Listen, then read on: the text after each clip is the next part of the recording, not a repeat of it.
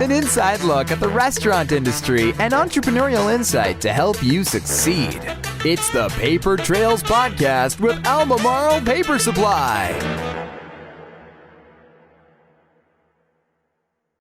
All right, what's going on, guys? How are you? We are back for the Paper Trails Podcast, episode 15. Super pumped if this is your first time plugging in, listening to us via Spotify, Apple Podcast, or if you're watching us on YouTube, welcome out. The Paper Trails Podcast is all about entrepreneurship. We are based here in Charlotte, North Carolina, and we talk to restaurateurs, business owners, entrepreneurs, the whole nine yards on success, specifically the food industry, restaurants. And so anyway, glad to have you guys on, glad for plugging in. And so for episode 15, I have my really, really good friend and customer from PoBoys Seafood, John Demestihas. We've known each other for how long? A year? Couple years now. Couple years now. Yep. Yeah. So we met, actually, I think through your brother-in-law. I think he's the one who told me to stop on by over at the George Dallas at Piccadilly. Yep, That's right. at Piccadilly. Forgot about that. I was working on getting him as a customer, and he's like, you know what, man, we just don't do. He's a tough one. Yeah, we don't do that much paper. But he's like, you need to go talk to my brother-in-law. He does a ton of business. He's over here in Charlotte, and so we're all disposable. I think that's how we. You're right. That is how we eventually chatted and years back. You had sent a sales rep here and there, but then. That's right. So what's going on? What's going on, John? Everything good? Everything's great. Awesome. Well, we're super pumped to have you on the podcast to learn more about John, his background, his family, his business. Thank you for having me. And absolutely, and more about just businesses in Charlotte. I know you have a history of that. You and your family, you guys have run businesses. Not originally, you're from up north, and so but originally from the South Jersey area, outside Philadelphia. Nice.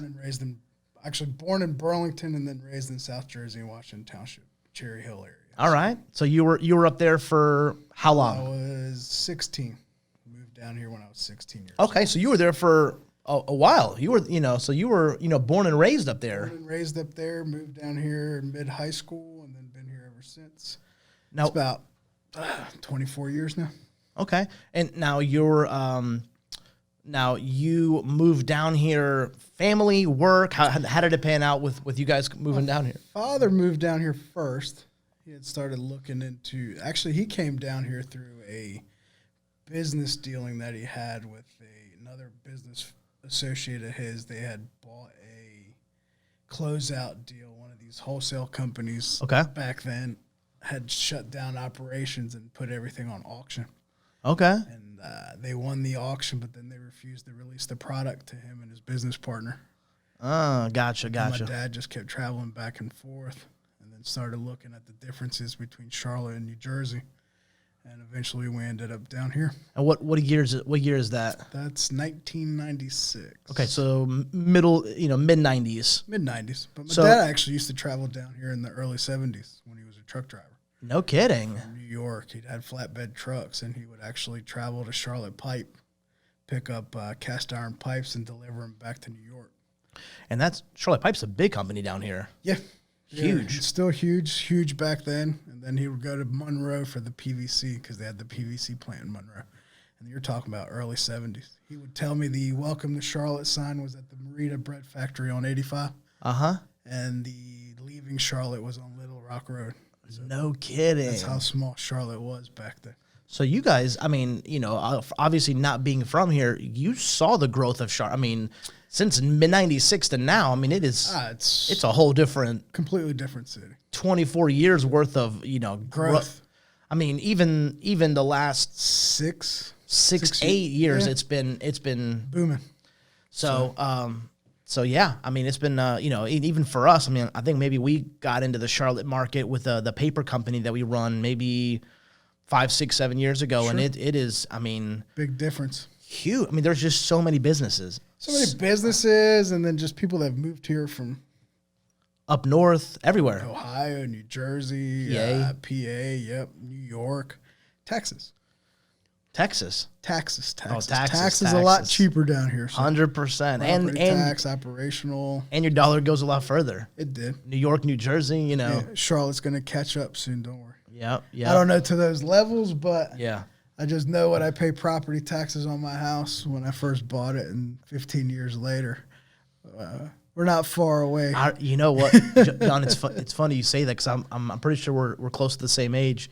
I remember when I got my license, I had a little Acura Integra, a little 4-cylinder. I remember filling up, and I turned 16 maybe like 2001, something like that.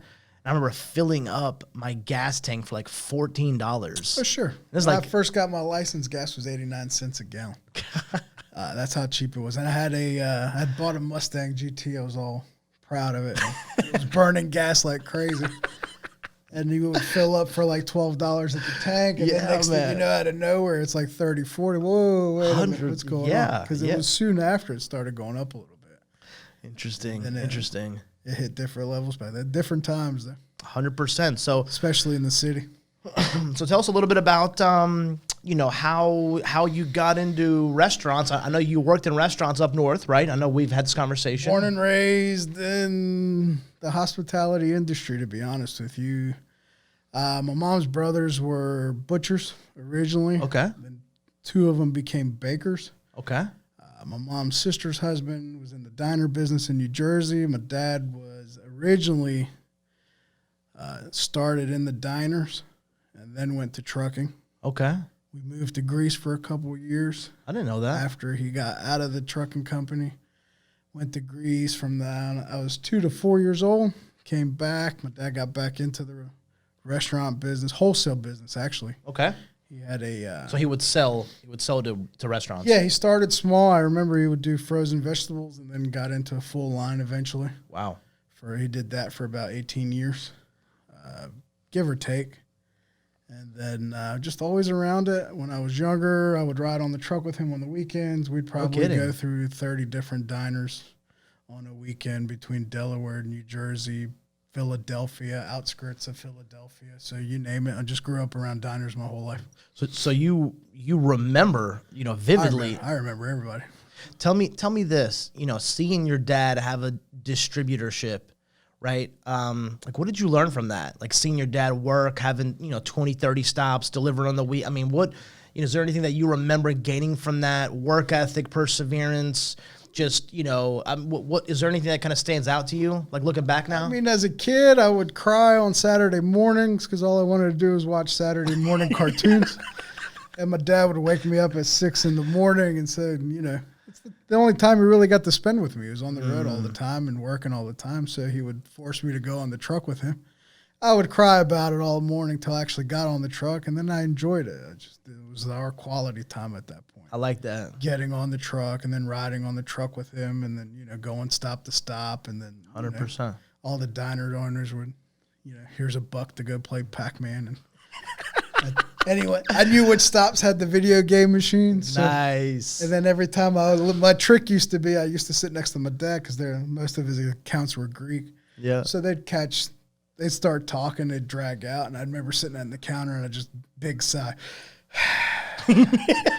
And then that was the trick to get a buck out of somebody to go to the machines, whether it was my dad or the diner owner. He said, give him a couple dollars and quarters, let him go play some Pac-Man. That's hilarious. You already had a figure it out mentality back then too. Yeah, I was about probably 6, 7 years old at that time. So nice. And that was just I remember it. At the time in the mornings, I would get upset over it, but then again, now you look back at it and they were good times. So. That's awesome. That's a good quality time with your dad, huh? Sure. Every Saturday, and I couldn't lift anything. They were too heavy. He'd throw me on the back of the truck, and I would push them and off the stack, and then push them all the way down to the edge, and then my dad would unload from there. And then it was first time walking into the back of the kitchens, seeing what it actually was. What was going on, how they operated. And you got to understand, these diners were massive. My uncle's diner in New Jersey, 5 Points, had 600-700 seats in it. Wow. They added on to it multiple times. You're talking about the line cooks. There's probably 12 line cooks, on the busy time. He had one guy that would just sit on the microphone calling out tickets because they had a microphone to call tickets out from one station to the other. Which, if to give people perspective, because they, if someone's listening to this or watching this and they have no idea, today, your restaurant today, how many seats does it have? It's got 7 tables. 7 tables. So you're talking about what? Without the picnic tables, I see 35. 40. Okay, so 600 is astronomical. For anybody not knowing the industry listening to this, Sure. it is unreal. Those diners were factories, and they operated 24 hours a day, 365 days a year. They had multiple partners, in-house bakers. My mom's brothers, I remember we would go to meet them sometime at the diners that they worked at. The cheese rolls, those cream cheese rolls with the cheese in the inside. Those were my favorite. And then they would make the cinnamon rolls because they used to give this stuff out. Yeah.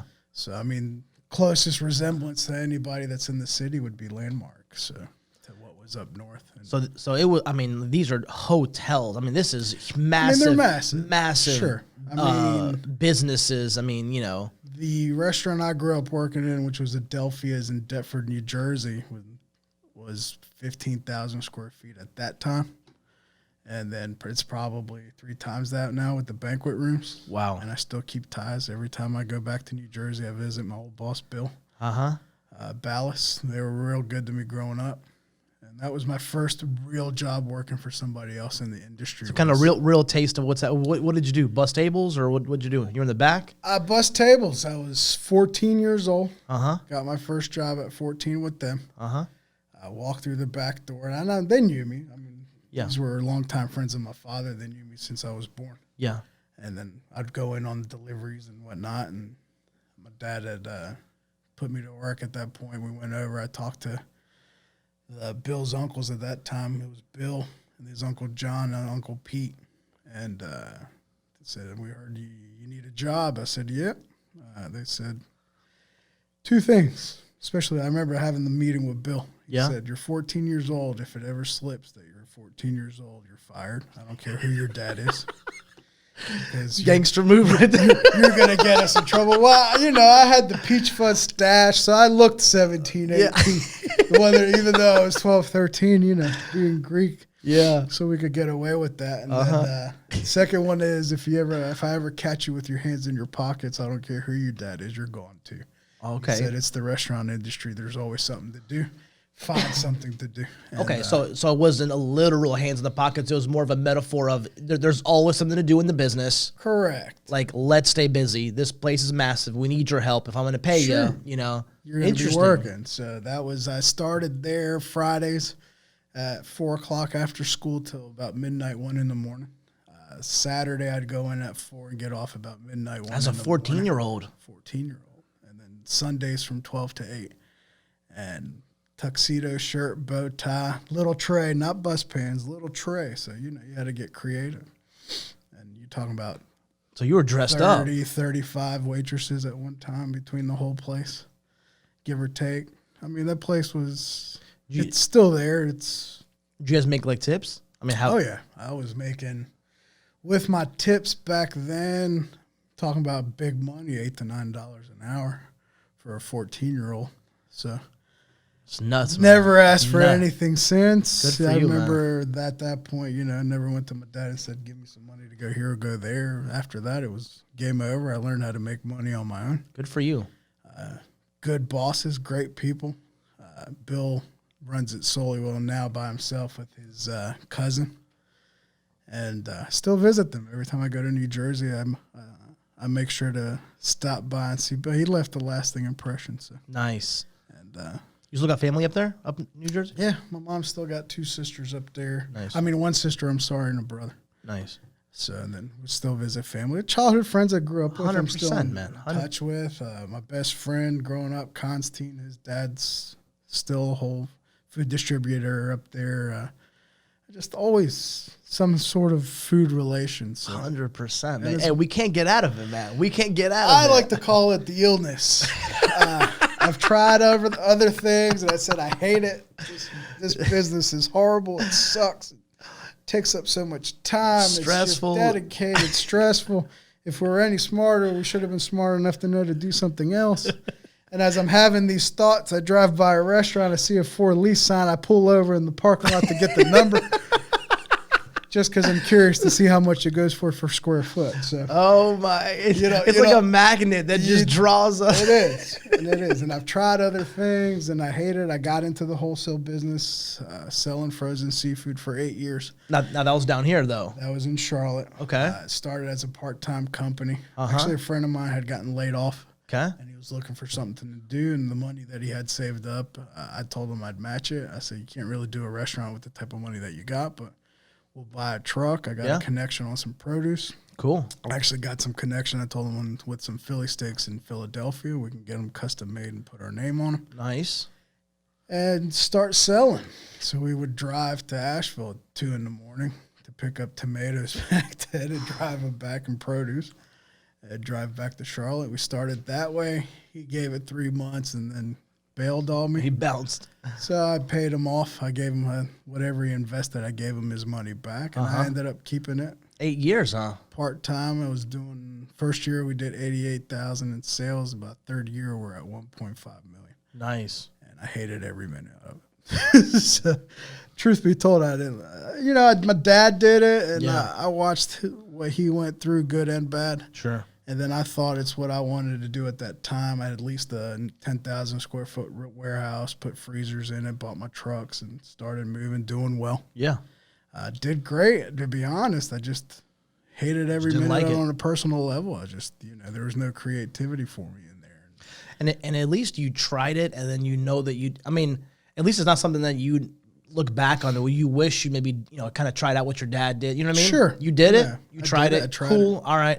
Let's not hold no ill will to anything that I tried or put effort into. Sure. There's for me, other people blew it in college. I blew it in trying. Yeah. So, and trying to set different businesses, and people ask me, how do you just jump in? Don't think about it. Yeah. There's a will, there's a way, and that's just really what I stick to. There's some profound wisdom in that, honestly, because I feel like there's a lot of times, I'm not saying, don't maybe do some due diligence, but the reality is, sometimes people, are analysis paralysis. Like they just analyze and think about something for so long that they don't actually take action on it. And you may miss opportunities on a building, on a venture, on XYZ. I mean, it sounds like your buddy was like, hey, let's do this. Yo, let's do it. You were in. You're all in. I said, you've been unemployed for a year. And he started working for me a little bit part-time. I said, what are you going to do? And, he said, well, let's give it a shot. Like I said, nothing against him. He just realized real quick it wasn't for him. And sure. I cut him a check the same day and said, good luck to you. We tried. That's it. Yeah. Was there a small part of me that said I'm going to grow it regardless just because? Yeah. Sure. I'm not going to lie to you. 100%. That was a little bit of a motivating factor. That's the winner in John. I just, at that point, I just said to myself, let's grow this thing and see where it goes. I had 2 restaurants at the time. I had an internet-based business, and then the recession hit, and it tanked, and I'll be honest with you. This is what, 08? Before the recession hit is when I started. I was in Rock Hill. I had a pizzeria at that point doing good business. I had Uzo's Pizza in Rock Hill that I opened and was there for about 7-8 years. Okay. We started another venture with my dad, small little fish chicken joint in York, South Carolina, that didn't last. Story behind that one was it just got burnt out. Just said enough's enough. Long story short, at that point I was 4 businesses deep and stretched thin. And I got home one day, and I actually just told this story to a friend of mine this afternoon because we're touching on my background a little bit. I got home, and my wife was at the top of the stairs. I'll never forget it. My daughter was standing next to her. She just turned 10, 11 months. She just started walking. So to do the math, she's 11 now. And she started crying. Uh-huh. And I realized it's because she hadn't seen me in 3 weeks, and she was scared when she saw me. So I said, no amount of money's worth it. It's over. And I sold my 50% of the pizzeria to my partner at that time. I winded up leaving the other restaurant. The internet business took a backseat just because the recession had hit. It was more of an insurance luxury type deal, so people weren't people were trying to figure out how to pay their bills at that point, not sure. buy insurance as an extra luxury item. So at that point, I said, I got to take a step back and reflect. And, what's worth? Sure. Is the money worth it? I get it. Or, I grew up that way. So I know my dad and my mom, they worked hard and sacrificed a lot. And I told myself if I could avoid doing those things, I would. And money wasn't worth it at that point. Not when you see your daughter 100% scared of her father, because I realized I was leaving at 2, 3 in the morning. She was asleep when I was leaving in the morning, and she was asleep when I was getting home. Sure. So at that point in time, it puts things in perspective. Sure, 100%. So, I'm big on perspective at this point. So. Now, you said you're 4 businesses deep. What's the first thing that you? So you graduate high school down here in Charlotte. Graduate high school. Okay, and then what's the first kind of so you said college wasn't for you. I bribed my way through high school. So okay. My dad had a restaurant at the time down the street from my high school, and I would skip. My dad would actually call in because I had 3 dead periods towards the end, and I'd leave every afternoon, buy lunch for all my teachers, go to my dad's place, cook, go back. True story. I'd feed the security guard because he's the one that would let me in and out if I didn't have a pass. And then my shout out to that guy. What's that guy's name? You remember him? Don't even remember. I'm not gonna lie to you. Shout out to the security guard. And then my teacher, especially my computer teacher, he's like, John, you got a 5 average. He's like, he's like, I'll give you a C. I can't give you anything better, but nice. And then I had another teacher. I worked for him part-time cutting grass, and I would feed him too, and I got a B in that class. Which, ladies and gentlemen, for everybody watching this, the point of all of this is how key relationships are, right, in life. To this day, I agree. No, I mean, right? You got to understand, though, I was working 2 jobs. I was working for my dad. I had another job working at the Peninsula Yacht Club. No kidding. So I was putting in 60 hours a week and going to high school. I just went up there to actually talk to him about business. It's my first time up there. Super nice, man. Nice place. Super nice. You're talking about I was 17 at that point. So I had 2 jobs. I was going to high school, and who's got time to study? Yeah. But I was also one of those that just retained information when it was spoken to me. Yeah. I could never actually sit and read the books. Yeah. I could always pass. That I knew. Yeah. So it's just like, I'll just make the effort and pass and just get out of here and keep on going. So, and that's what happened in the end. So first venture is what? I'm at a high school. Okay. I'm kind of floundering for about 6 months. Okay. And then I open up literally a hole-in-the-wall sub shop on Sugar Creek, or was it Sugar Creek? No, Sunset Road. You by yourself? By myself. It was called Subs Galore. And I remember going through city planning, and it took 10 months to put a hole in the wall and run plumbing lines.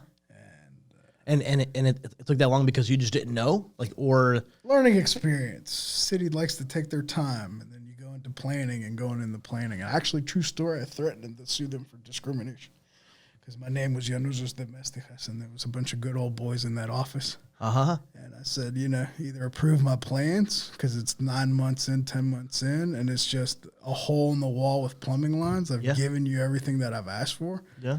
And I kept watching, franchises come in, and I'm sitting there in these meetings with planning. I'm like, come on, man. It's a hot water line, cold water line. Yeah. One drain, one water heater, and refrigeration going in. And in the end, they're like, oh, I'm like, you had to pull every card in the book to get somewhere. What did you learn from that first place that you had? Anything like that you just took from that? I mean, besides everything was a learning experience, especially that. Even dealing with the city and going through the blueprints and the paperwork, and no matter how small the job, they got their job to do too. Not to knock them, it dragged out, and I think it was ridiculous the way it did drag out back then. But it's the system's the system. 100%.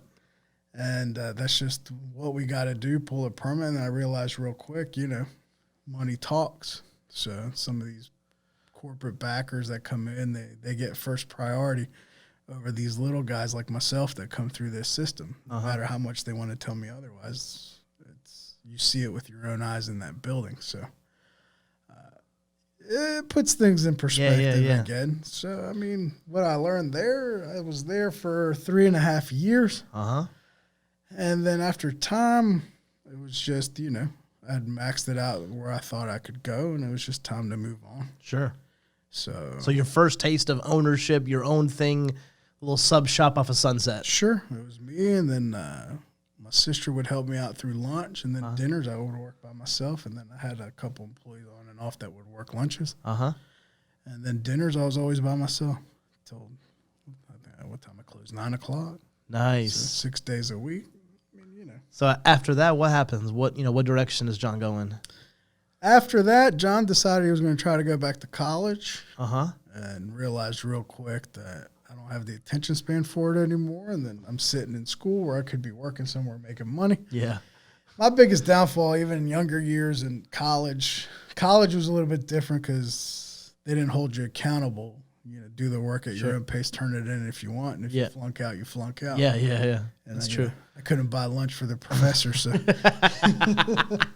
it didn't work that way. But if there was a window in the classroom, John was staring out of it instead of paying attention to what was going on in class. So, but I tried to go to culinary school. I did 1 semester at CP, culinary and other stuff, and then decided to go back again. And just realized right then and there, it's like, what am I doing? I mean, I could break off on my own and figure it out. Sure. So sure.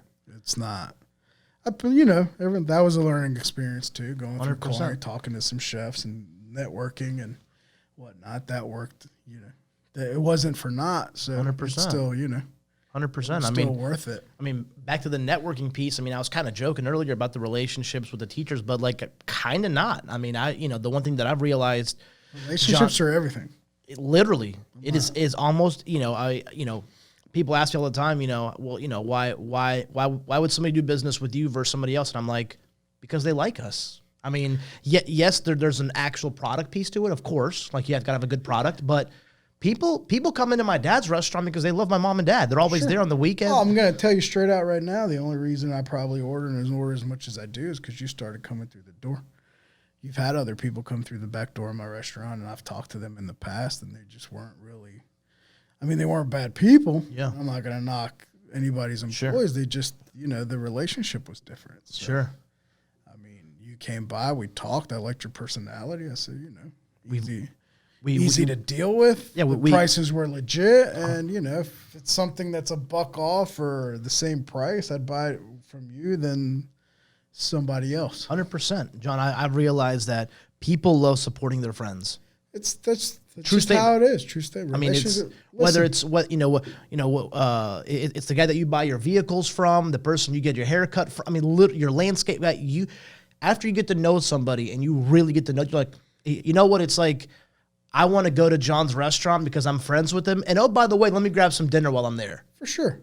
Right? It's anything. Like, even my electrician, I met through the restaurant. We became friends, and he might be $30, $40, $50 pricer on a job, but I know it's going to get done. And guess what? He eats 3 times a week at the restaurant. And he's your friend. And he's my friend. So I can call him whenever I want. And, that's in anything. My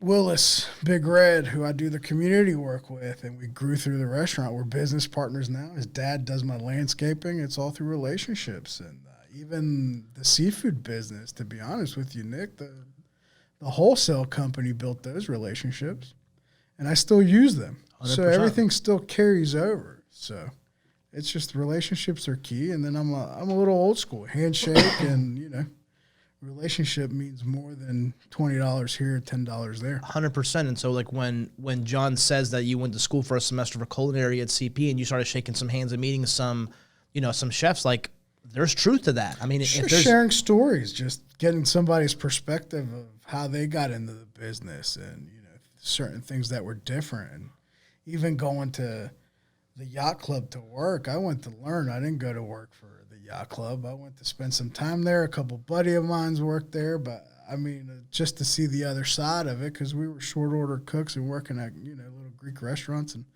I remember getting made fun of over at the yacht club at one point by the chef, and I was like, listen, jerk, we did 2 tickets here, and I did 250 at the little place that I work at outside of here, so I don't care what your degree says, and I don't care where you work, but doing 2 tickets at the yacht club and doing 250 at the little mom and pop Greek joint, yeah, little sub shop. You were slinging those subs, man. Sure, don't knock it. I mean, I still run into customers at PoBoys that recognize me from the No sub kidding. shop. That's awesome. True story. That's awesome. I had a guy that I hadn't seen in years. I ran into him somewhere else. Actually, I was at a bachelor party. Uh-huh. I'm not going to lie. We were at the strip club Uh-huh. for a bachelor party, and we're at the front stage, and this guy's like, John! I'm like, John! I said, Who's yelling your name? he said, man, I had moved on from the sub shop at that point. Man, you got to open up another sub shop. I'm like, okay. Sure enough, I saw him 6 months ago at PoBoys. Nice. He said, you remember that? He was in front of my. He said, remember the last time we saw each other? And I said, you don't have to be discreet about it. We're at Uptown Cabaret for a bachelor party. And you ran into me. I was like, Oh my God, that's hilarious. I'm an open book. I got nothing to hide. That's hilarious. So, Okay. Well, cool. Let's fast forward to PoBoys, your current venture right now. Tell us about when you guys get started. PoBoys, I started the process now. It's probably, let's see. I just renewed my lease. So 5 years ago. 5 years ago, a little over 5 years ago, I started the process. Actually, the story behind PoBoys is I would drive past it. Uh-huh. And when I had the wholesale company, because it was located down the street from there. So Okay. when I took 85, I had to drive up, and I would pass it religiously. And then my old boss, Pavel, which you know, used to have it at one point, and then he's got Beauregards next door, and just I would eyeball it, and me and him had been talking about maybe doing something together, and I kept, let's revisit that. And Yeah. I don't know, we're looking at different things, and Yeah. in the end, the building had winded up selling and going for a lease, and I winded up negotiating it, and was getting ready to make a deal on it, but he wouldn't replace the air conditioning units. Uh-huh. They'd been sitting there for 30 years, and they had gutted them, stole the piping, and I said I backed out of the deal. Uh-huh. And just said, it's not what it was. So Forget eventually about it, the yeah. landlord ended up calling me back. We had a 20-minute meeting at the property. That's the first time we met face-to-face. He said, what's your plans for the building? And I went into, he's the only one at that time that I went into detail with PoBoys and the concept and what I was trying to do. And after that conversation, he gave me the keys, shook my hand, and said, it's yours if you want it. Nice. He said, design a lease. I'll look at it. Because I actually designed the lease, not the landlord. Okay. So I designed the lease where I thought it was fair for both of us. I didn't get, sneaky or Sure. I didn't keep it one side. Yeah. Good for you. I kept it fair, what I thought was fair. Yeah. I sent it over to him, and I got a call back. And it said, my copy's signed, and yours is here. Stop by the office whenever you want to sign it. We agreed on the air conditions. He winded up replacing them. 'Cause every venture I've done, I've learned something. So the one prior to that, the main issue we had on a regular basis was the AC units. It was an older building, and we didn't fight for that in a sense. I mean, so that one taught me, I never just refused. This one taught me you should put an option to buy on anything that you lease. When it comes to PoBoys, but Sure. but straight up, great landlord. Not gonna lie, I mean, he really he didn't have to. So put his trust in me and really let me navigate the course with it, and gave me the opportunity. That being said, I signed the lease, and then it was a struggle. I'm not gonna lie to you. It sat empty for 6 years prior to that. Okay. It wasn't as bad as I thought it was gonna be. Okay. When I first went in there, because some people had broken As far as what, in. as far as the condition. Condition. Okay. So I figured I could make it work. Yeah. And actually, I had gone in initially with an investor. Okay. He backed out on me 3 weeks in. So he was part of the money. And he backed out on me and thought he found himself a better venture. And I said, so be it. And I said, there's a will, there's a way. I'm still going to make this work. And I try to starting the process architect prints, because the one thing I didn't realize after being closed for so long, you actually, when you go into plan review, it's like new construction. Even though the building exists, you got to start over. So it's almost like going through the process that I'm building the building from the ground up Because it was empty for so long? for 6 years. That being said, I'm trying to find old prints. I talked to prior tenants. I talked to Burger King because that was the original. It was a Burger King. I called Burger King corporate. They didn't have any prints. They gave me the number to the franchisee, the original franchisee who actually built it back in the 70s. Yeah. He's like, John, it's been so long. He's like, I wish I could help you out, but we don't have any paperwork on it. Yeah. Luckily, I came across one woman who actually did drafting. Uh-huh. And she measured the entire place, got the base of the prints for very minimal cost. Uh-huh. And then I started looking for an architect. But at that point, the recession was over and construction had started booming. So plan review was behind. So here we go through a whole nother process again 20 years later with the city and playing the waiting game. Then architects were hard to find. Everybody was busy. It was expensive. And luckily, God bless him, Ed Bowers, he was getting ready to go into retirement, was my old architect. I couldn't find his number. By accident, the guy who did my sign said, I got an architect. And he showed me his contacts on his phone. My And it said Ed Bowers on it. I about fell out of my chair. I was like, you don't understand how long I've been looking for him. I was like, oh, man. I said, God's always watching, right? Yeah. So that being said, I got his number. And I used to know, he did work for me in Rock Hill. So I knew him well. He was a regular customer. Did a lot of mission trips, building churches in other countries. Nice. For free on his time. And I would donate tools to him. He would buy those big packs of tools that you'd get at Home Depot or Lowe's and take them with him to these rural areas and build churches. Nice. And he would show me the videos, just to, nice thing to show me, and that this is what I did with the tools that you bought. Yeah. So that being said, I reached out to him. I kept calling. Even prior to that, I found his kids on Facebook, reached out, didn't hear nothing back, and couldn't get an answer from nobody. I was like, what's going on? And I get an email from him out of nowhere. He said, I just now got connection. I'm in Africa on a mission trip, and I'll be back in a week. When I get back, we'll discuss it. Nice. So I'm like, oh, thank God. I mean, he saved me. I mean, if Ed didn't come into the project at that point and take over, and How long did it take by the time you signed the paperwork and the doors opening from 10 and a half months. 10 and a half months. Every dollar I had, a second mortgage on my house. You went all in. 9 credit cards. You went all in. All in.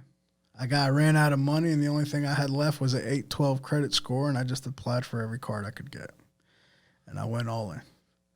And that was true story. And then let's say, okay, so you open up, and then what? Gangbusters or a slow increase in how did I strongly believe in always opening and not advertising. Okay. So start slow, grow into it. Yeah. A little bit here, a little bit there. It started growing, started putting the pieces together, and then next thing you know, out of nowhere, it just started booming. And, thank God in a lot of ways, and just the support that I had between my parents and family and friends that stuck by me, especially my wife. My wife, God bless her, because, she never said no. She never, my son was, actually, when I signed the lease, my son was 2 months old. So, he went from 2 months to 2 years, and I missed it. That's probably one of my regrets right there. Yeah. But, got to do what you got to do. 100%. I had my Sundays off. I catch up as much as I could there. 100%. It was either that or, lose everything and then try to figure it out, and I wasn't willing to do that. So tell everybody, if they've never been to PoBoys, and now you guys have like a little fresh market as well, right? No, the concept behind PoBoys, because I remember my poor dad, when I'd give him hints of what I was trying to do, and then he was just so nervous and panicked. I'd find menus from other seafood restaurants. Cause, what are you doing? What's the menu? And I just I'm keeping it to myself. But, a little bit of this, a little bit of that. And then I'd find all these menus on the desk. I was like, why do you keep bringing me menus? I don't know. Because he was concerned. Yeah. But once I finally put all the pieces together and I finally sat down with him and told him, I said, listen, this is what I'm trying to do. These are the reasons why I'm trying to do it. Yeah. He's like, it clicked. Makes sense. It makes sense. So what we do is you buy, we fry, modernized market, I like to call it. Nice. I'm not the only one that does it. And, you know, the wholesale business actually allowed me. I had a lot of you buy, we fry markets when I sold that. Sure. 15 of them. Sure. And they all do great business and they all have their way. But I was like, man, if you tweak this and then you tweaked that and you did this, I think I got something. Yeah. And that's how it started. Actually, none of them ever had a dining room. None of them ever cooked. And if they did cook, it was more Asian style. Okay. Fried than it was, you know, Southern. Gotcha. So that being said, I'm just, you know, the gears are moving. Sure. And I'm starting to put the pieces together, and then that's what it is. The modernized you buy, we fry market. We do everything by weight. There's no plates. You want one shrimp, I say, or, you know, 5 or a pound. It's all going on the scale. Yeah. Believe me, I've had people order one shrimp. One? And it's going to, every time I think about, like, when somebody says with 2 shrimp and 1 scallop and 1 oyster, I think about Chris Rock, where he goes, how much for just 1 rib? It's like, rack. And he's like, no, just 1 rib. Or how about if you pour the soda in my hands and you don't give me a cup? So, but no, I mean, honestly, though, I mean, I don't care if they're buying 1 shrimp or they're buying 2 pounds. Sure. They're still a customer. Yeah. And the beauty of what we do is they can design. Once they grasp it, because it's a lot of customers in the beginning were like, oh, what do you mean no plates? Oh, this is too difficult. But once they actually grasped it and realized it's basically, you know, have it your way. It's really have it your way. Yeah. I can buy 3 scallops. I can get a half a pound of shrimp. I can get 1 piece of whiting. I can get 1 perch, and I can put it all together and pay per weight, and it's per pound. So everything's done by weight. So it's not, you know, you get 1 piece. It could be quarter of a pound. It's $1.89, let's say. So some people, I see them come in religiously 5 days a week, and they spend, you know, $4. And some come in once a week or once a month, and they spend $100. It's all up to, you know. It's a very vast in terms of ticket size and how they spend their money, but it's all up to them. And it's whole fish. We scale in and gut all the whole fish to order. So, you know, you have it there in front of you. Now with COVID, it's a little different because we don't allow anybody to pick their seafood out anymore, but we still have it in the cases where they can see it from afar. Sure, sure. But, you know, name me another place where you can see the menu in front of you before you even look at the writing. So it's pretty cool. It's pretty cool. Then, you know, we have a small menu of PoBoys sandwiches, salads, and then the sides that you can piece with it, and that's the gist of it, really. What's tell us a little bit about some of the outreach that you do. I know you do a lot with. We do a lot of community work, and I'll be honest with you, that was on. And I did community work with other locations that I've had in the past, but I just said to myself, this is the first time I didn't have a business partner, and I was solely on my own. So I said to myself, if this thing takes off, it's got to go hand in hand with the community work. Sure. So that started, and that's how my relationship actually with Willis, my business partner, now started. We met at the restaurant through my cashier, which I'd known for years. She'd helped me open up a prior restaurants in the past. God bless her, Jody.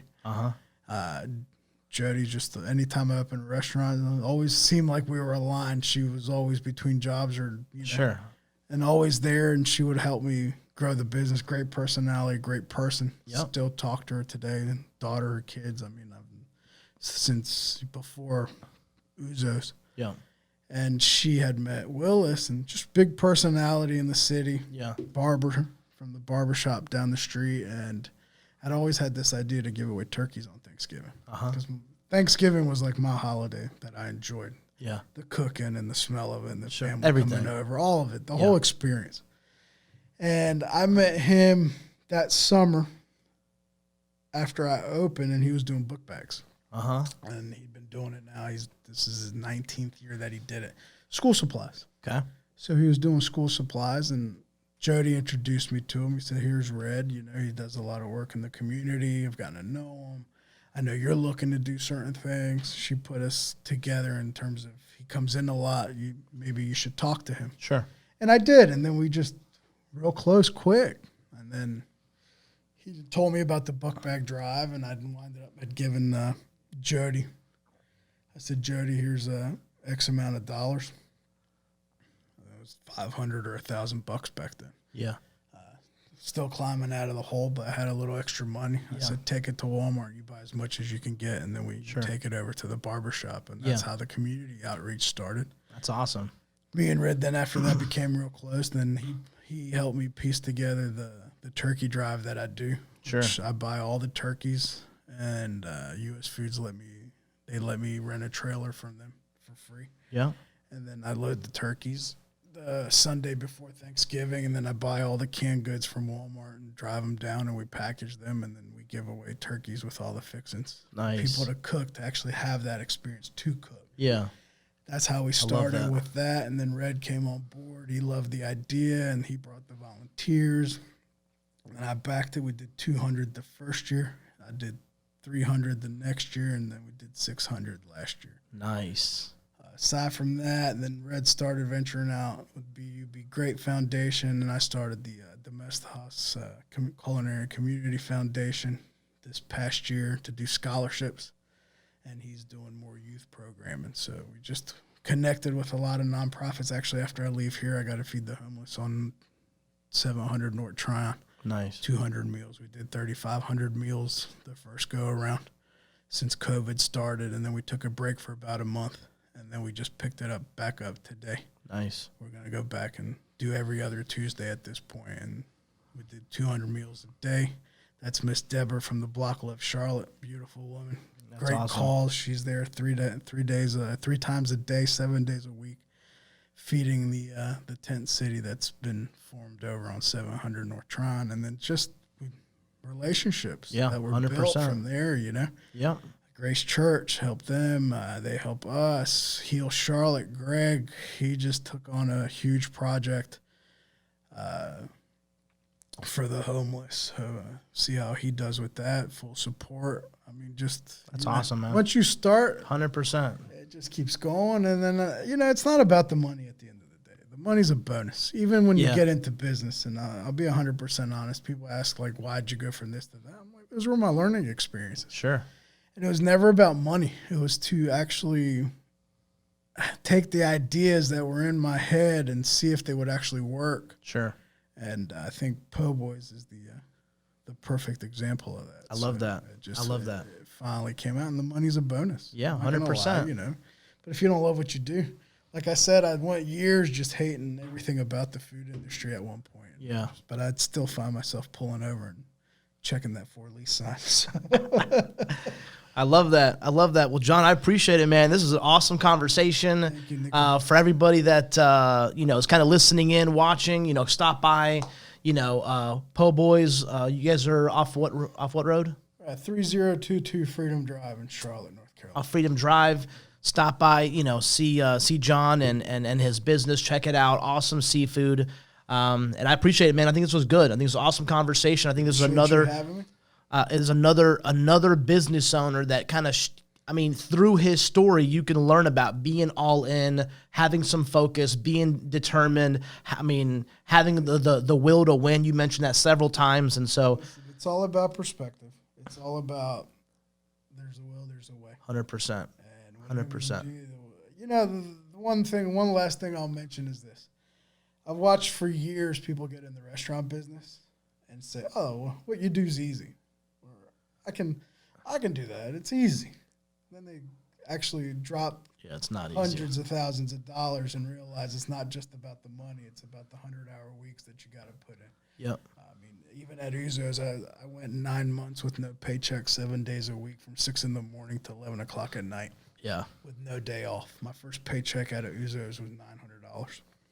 After 10 months worth of work. So that's the part that people really need to realize about the restaurant business. There's a will, there's a way, and you better clear your schedule. 100%. 100%. Because if golf takes priority over working in that kitchen, then you're not going to go too far. So that's just it's not an easy industry. I hate to see what's going on with it right now with COVID. It's hard to watch other people in the industry take the bumps that they're taking. I mean, we're all in it together at the end of the day. Yeah. And like I said, just persevere, and if there's a will, there's That's a way, it. and we'll get through it. So That's it. Appreciate it. thank you, Nick. Episode 15 in the books. Appreciate you guys for watching. If you guys can like, share, comment, let us know how you're enjoying these. If you guys have any suggestions, anybody you want me to interview in the industry, let me know. And with that, we'll see you guys in the next episode. Thank you.